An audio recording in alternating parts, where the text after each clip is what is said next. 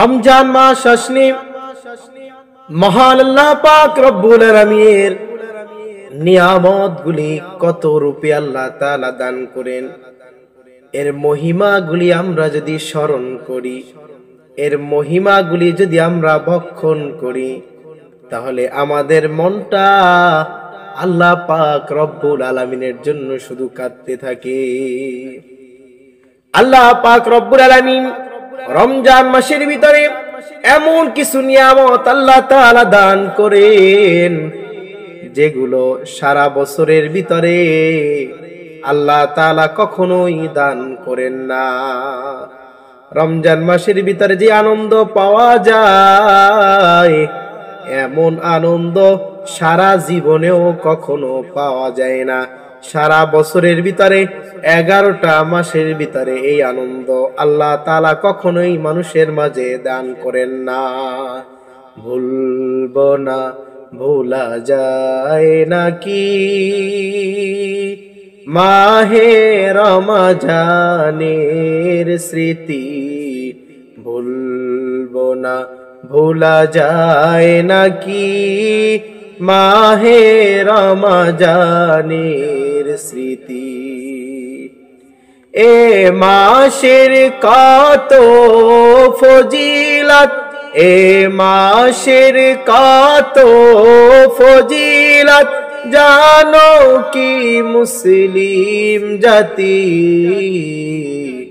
ভুলব না, ভোলা যায় নাকি মাহে রমজানের স্মৃতি, ভুলব না, ভোলা যায় নাকি মাহে রমজানের স্মৃতি।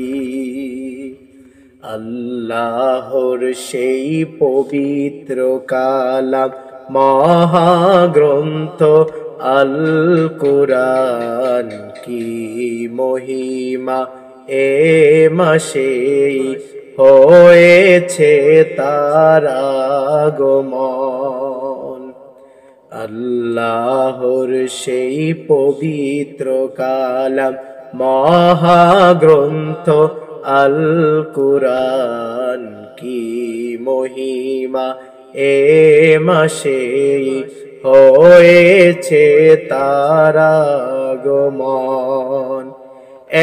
এক নেকে 70 রহমত, এক নেকে 70 রহমত দেন নফল ফরজ সমান। রহমত বরকত না জাতেরি মাস, রহমত বরকত না জাতেরি মাস, জ্বালাও আমলের বাতি,